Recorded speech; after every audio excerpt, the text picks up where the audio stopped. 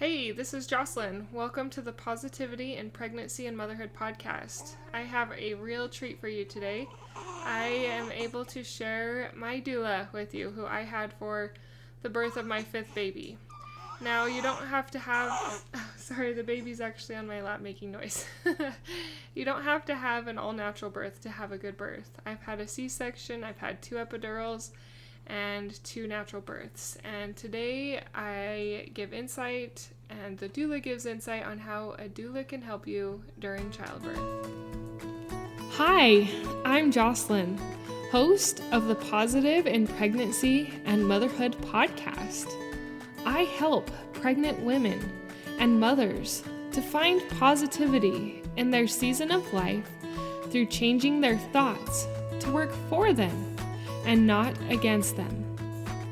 I help mothers find the small, doable steps in thought and action without making drastic changes to their everyday mom life. And I can help you. Thanks for joining. Hey, this is Jocelyn. Welcome to the Positivity in Pregnancy and Motherhood podcast. I am so excited today because I have my own doula here. She doulaed me for my fifth baby. Her name is Elan Eddington, and I'm going to read you her little bio. Elan has worked as a birth doula for 11 years and is certified with Doula International. She grew up in a military home and after marrying her husband Aaron in 1999 moved to Boston, where they had their first child, and then New York, where they had their second son. They then spent 10 years living in Tokyo, raising children, sailing, camping all over Japan, and eating the world's best food. Elan and her family moved to southern Idaho Falls 12 years ago to an 80-acre farm.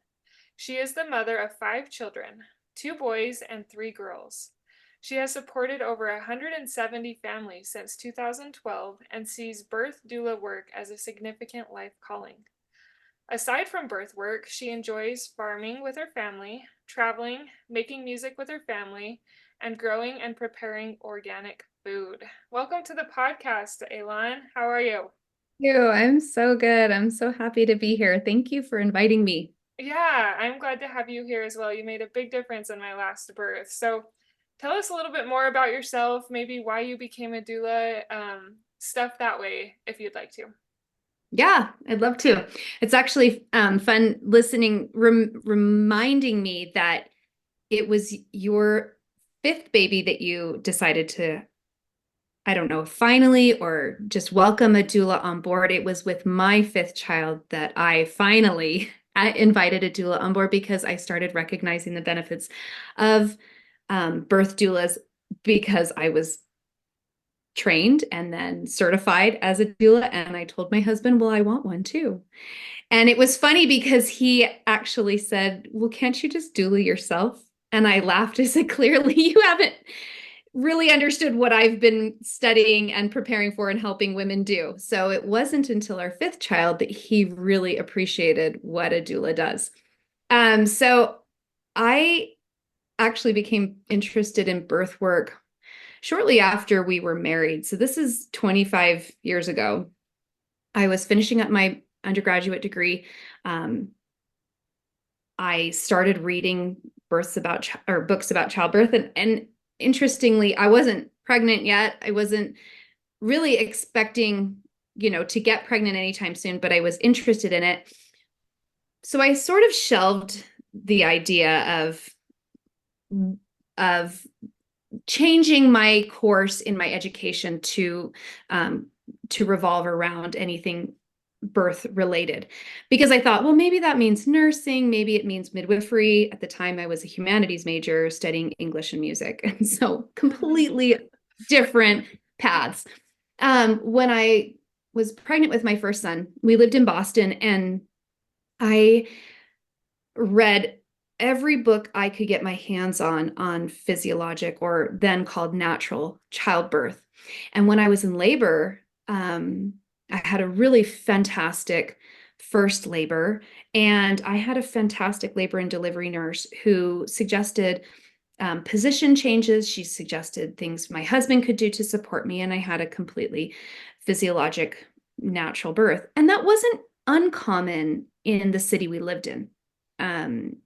Because Boston is really diverse, they have women delivering at, this was the Harvard Teaching Affiliate Hospital.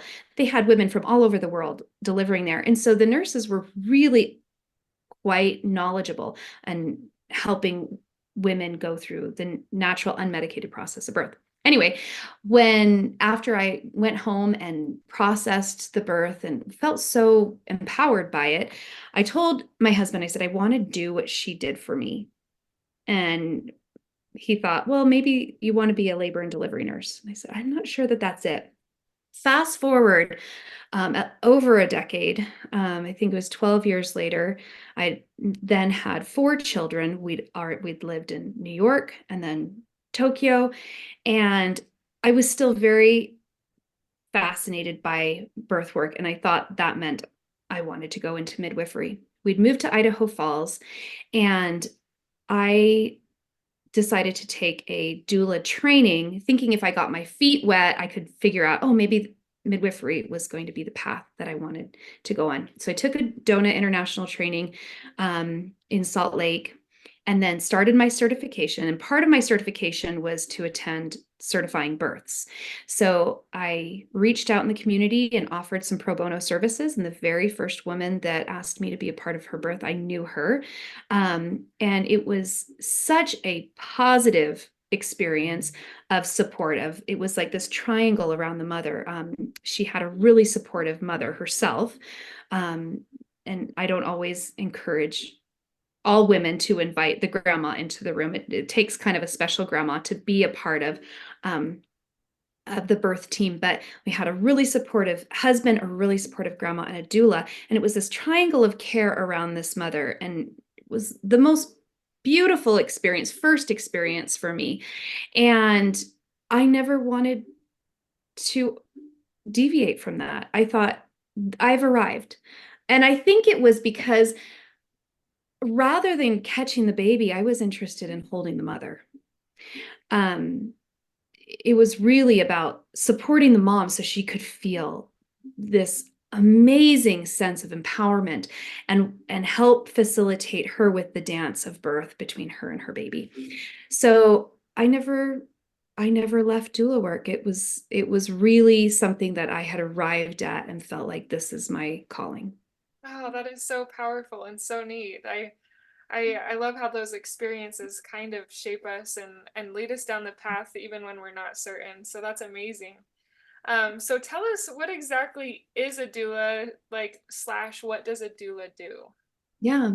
So a doula is a non-medical, educational, um, emotional, and physical support person through a woman and a family's perinatal period. That's prenatally, during childbirth, and the postpartum period. So that whole umbrella of growing and a baby, whether in utero or postpartum.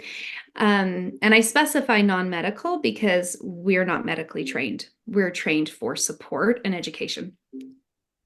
So a doula can be hired to give prenatal education. She can be hired to do postpartum help, lactation help. Most doulas, at least in this area, there's actually a whole spectrum of doulas now. The profession of doula was actually came to inception in the 90s by a Lamaze instructor named Penny Simkin, who actually just passed away last month. And she is the mother of the modern doula movement. Very fascinating woman and wrote many books on childbirth support. But now we have not just birth doulas, but we also have postpartum doulas, which I think are just an essential support person, especially for new families. There are bereavement doulas. They also call them death doulas, and not just for pregnant families or new mothers. It's almost like a hospice type of a doula to support a family through, any age of a person who is passing this life. So yeah, there are lots of doulas. I actually recently heard of a baby naming doula. There was a Mm. article in a British magazine recently about you can pay a naming doula up to $30,000 to Oh. give the perfect name for your child. And I thought that was a joke. But anyway, Yeah. the majority of doulas are known for supporting a family in birth. So that's what a doula does. Awesome. So that leads me into my next question, which is how does a doula help and support? Yeah. So when I work with a family, I usually start meeting them. I'm oftentimes, the majority of the time, I'm the only member of the birth team that goes to the family's home.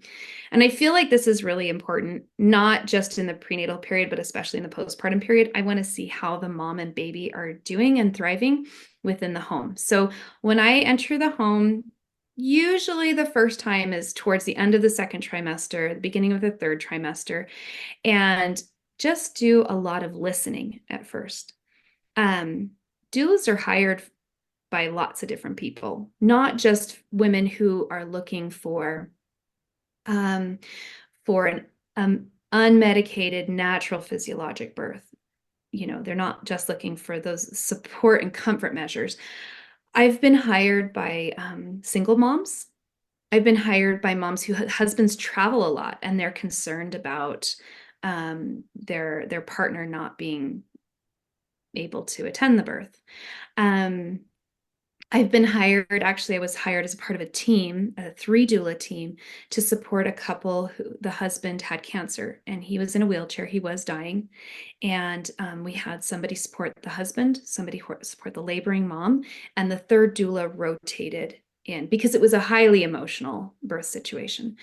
Um, so we're hired by lots of different types of people. And whether that's a first time mom who doesn't really want an unmedicated birth, she wants an epidural, but she wants somebody to help her husband um, learn how to really support her. So when I start meeting with the family, I do a lot of listening. I want to know what they want. The birth is about what the family wants. It's not about what the doula wants. Some things that are really important a good doula will understand is one that that family's birth experience is for that family. It's not for the doula. I'm not trying to heal from my own birth experiences. I'm not a warrior for birth to try to fight the medical system. I'm there for what the family wants. That's the first thing. Another thing that's really important that I try to listen a lot for and also educate the family is that the most important person in the room, typically for the laboring woman, is her partner. It's not the doula. And so, what I try to do is I try to make dads look really good. I want dads to look good because I know at the end of the day, the couple goes home with that child and they're raising that child. This isn't about like this fabulous birth memory that my doula swooped in and saved us. I want to support the family so that they feel super confident entering the threshold of parenthood, whether it was their first baby or whether it was their fifth baby as they go home, that they feel empowered by that birth experience so that they're not recovering from birth trauma and going through the immediate postpartum time of figuring out breastfeeding, lack of sleep, taking care of other children, you know. So I really want to support the dad so that he can support the mom in the best way possible. Yes, my husband was super skeptical about a doula at first. Well, frankly, he didn't want me to do it. But Yeah. nonetheless, I felt very strongly that I should do it.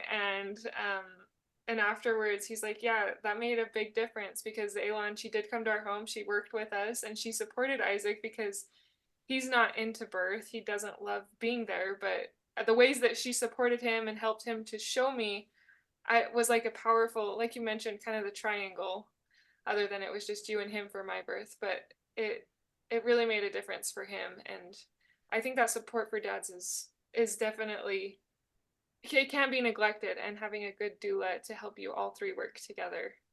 It definitely was Yeah. powerful in my situation. So, Yeah.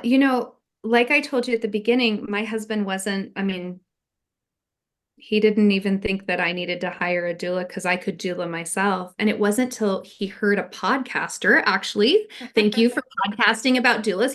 Listened to a podcaster who said could have, if Jedi's had babies, excuse me, they would birth with doulas.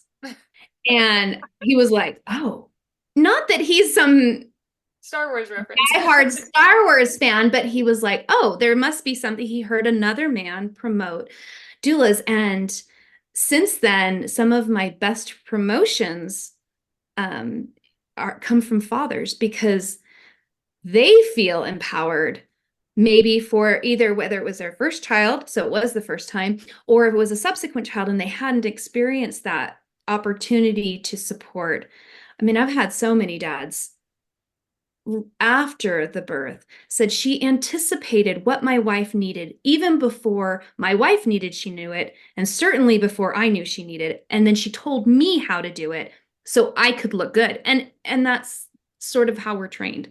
Yes, I love that. And it definitely worked that way for us.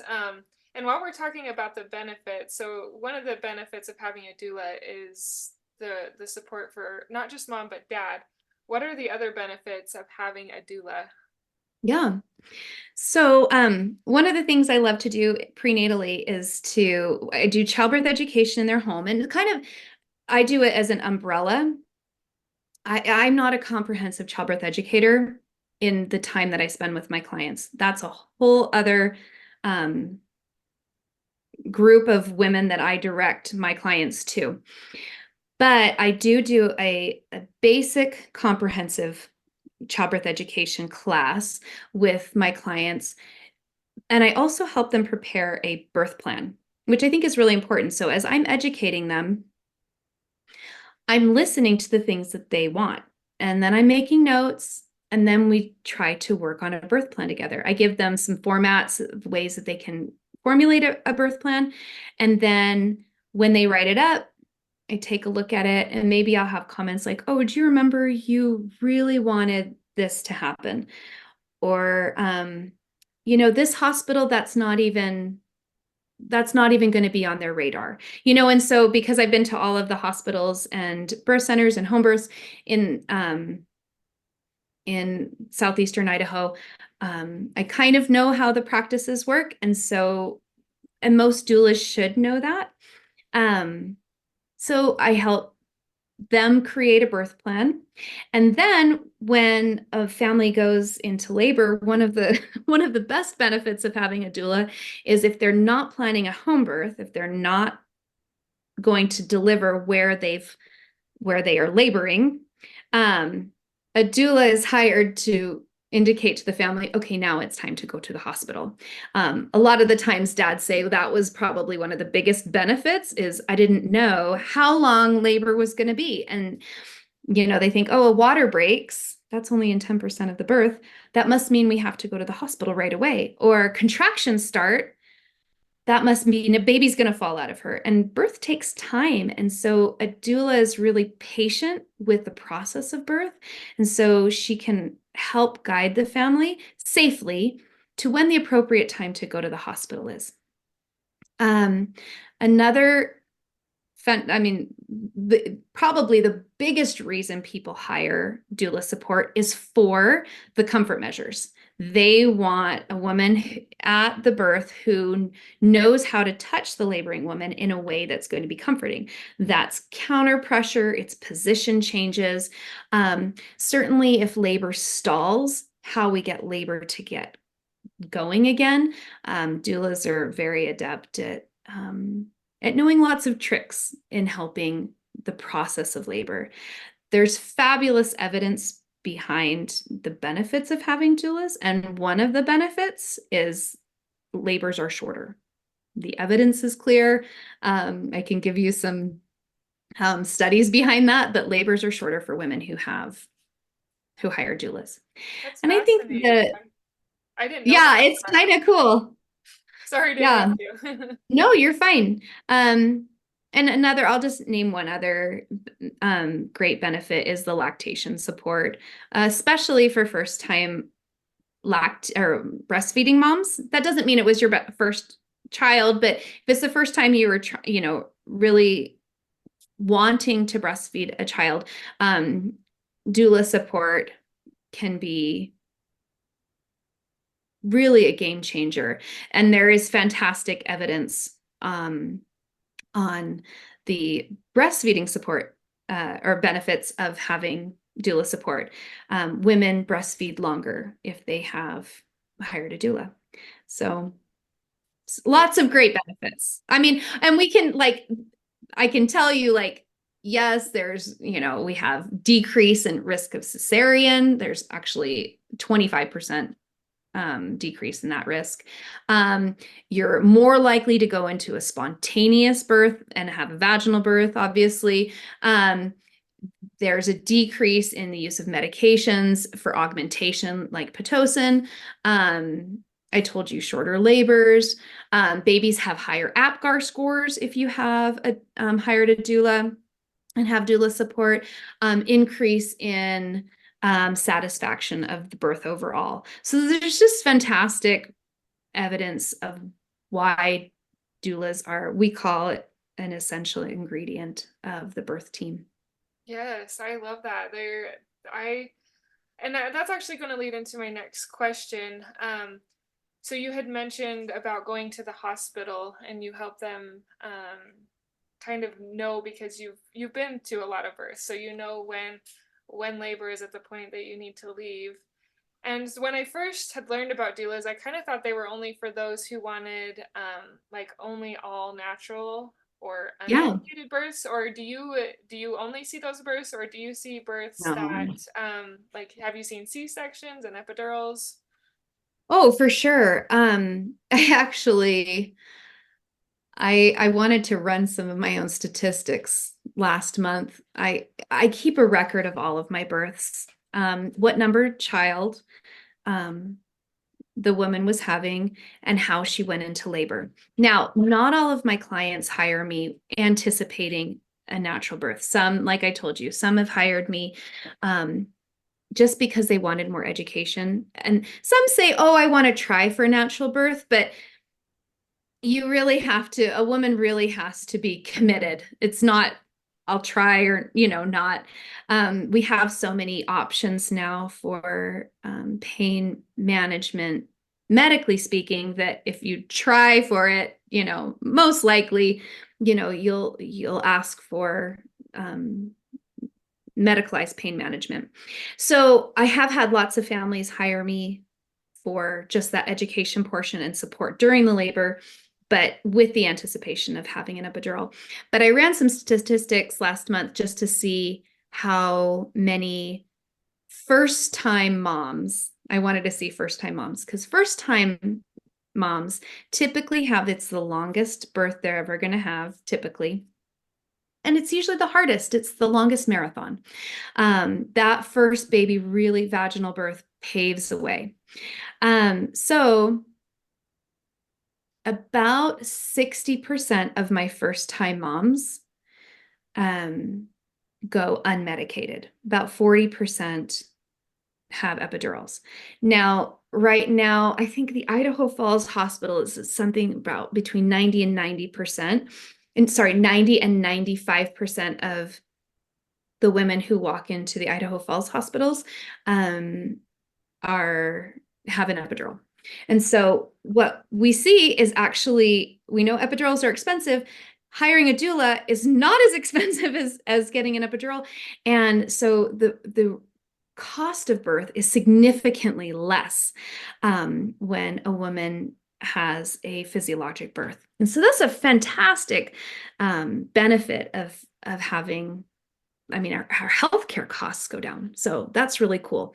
I will say, though, that if a woman is induced, whether for elected induction or for medical reasons, if she's a first-time mom, she is almost 100% of the time with my clients. almost always has a medical comfort or pain relief through usually epidural. Epidurals are the most common form of pain relief, medical pain relief in our area. You did ask me if I am hired by families who have C-sections. So yes, some that knew they were going to have a C-section prior to the birth, and some that just resulted in a C-section. So yes, I've seen a number of C-sections.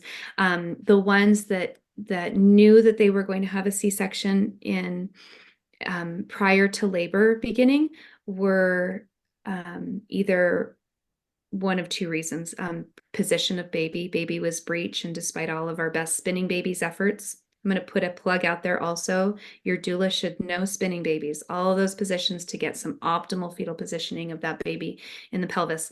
So despite all of our best efforts, that baby did not turn to a vertex position. And so I've been in planned C-sections and I've been in unplanned C-sections, whether it was failure to progress or infection or fetal distress. But those have been pretty rare, a couple a year. Gotcha. And I think in 11 or 12 years, I've seen one planned C-section for expected big baby. And expected big baby meant baby was measuring in the ultrasound over 14 pounds. Whoa. The baby wasn't 14 pounds. Baby was 10 Okay. and a half pounds. So That's still a big anyway, baby. still a big baby, but not, I mean, we also have to recognize that, we need to take the ethnicity of the mother into account when we're expecting big baby. Big babies are based on, or babies size are based on an average, right? Not necessarily taking into account the ethnicity. But anyway, so yeah, lots of different experiences of way babies are born. Awesome. Yeah, that's cool. So it doesn't have to be just an all natural birth or unmedicated. No. They can support in um any of those aspects. Is as we kind of wrap this up. Oh, before we wrap this up though, I did want to say something about the price. You had mentioned the price of an epidural, and with my third baby, the epidural by itself was close to $4,000.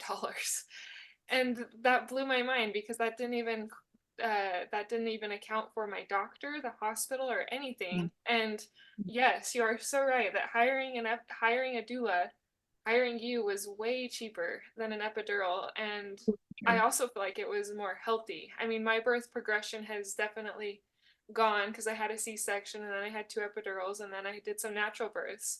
So it's been a progression, but it does not only cost less, but I feel like healing is better as well. And having that support when you're in strange situations like a hospital it made all the difference for me. I'm a huge supporter of doulas, and if you're in the area, I highly encourage you to look up Elan. She was amazing for my birth. Now I Thank can get to you. that last question.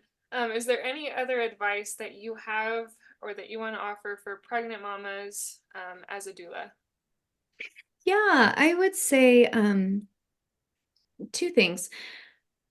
The first is, especially for first-time families, because childbirth and parenting can be an unknown, we often try to control what we can by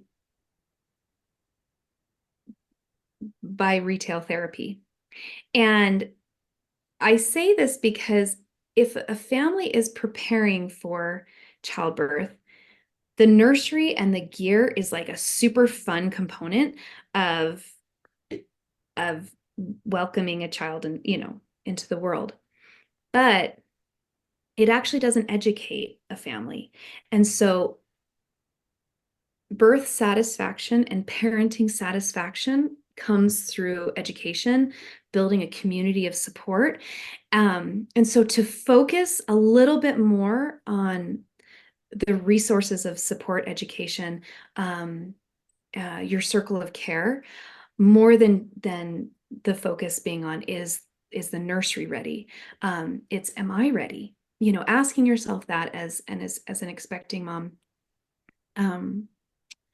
am I listening to positive birth stories? Am I reading everything I can? I know hard copy books are not so popular anymore, but maybe I'm just getting old, but I feel like if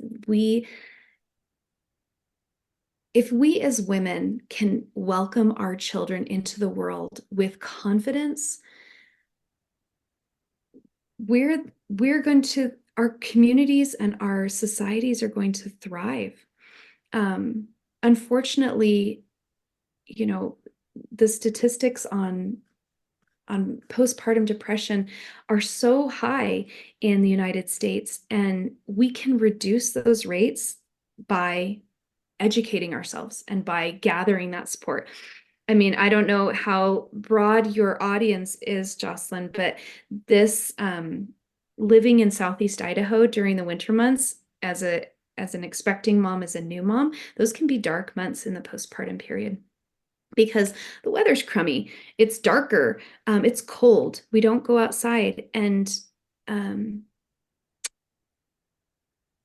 I feel like we can combat the postpartum depression that is inevitable for so many women's stories by finding a good circle of care, by getting good support, by educating ourselves, and focusing our resources on what really matters. Because when moms thrive, babies thrive.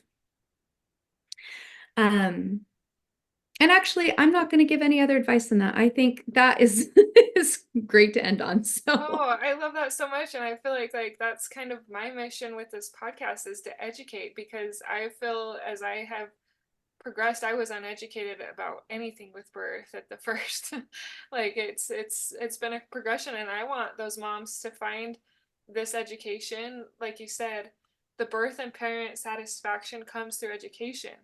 And I want them to find that sooner than I did, because it took me a long time to grow into being a mother, enjoy growing into being a mother, like actually enjoying motherhood, and then enjoying birth and actually wanting more kids. So I really appreciate you saying that, because that just rings so true with what I'm trying to accomplish as well. So thank you so much for being on this podcast. You are amazing, and you have been a light in my life, and I know you're blessing a lot of other lives through your work as a doula. So thank you, Elan.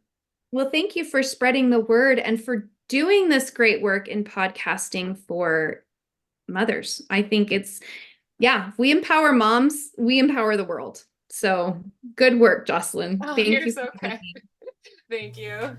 Thank you for being a part of the Positive in Pregnancy and Motherhood podcast, for listening, for sharing, and most of all, for applying these tools into your own life to improve your own happiness so that you can find your own better thoughts for a better you in a positive pregnancy, in losing that stubborn baby weight, and becoming the mom you desire to be through taking small steps in thought and action to reach your goals.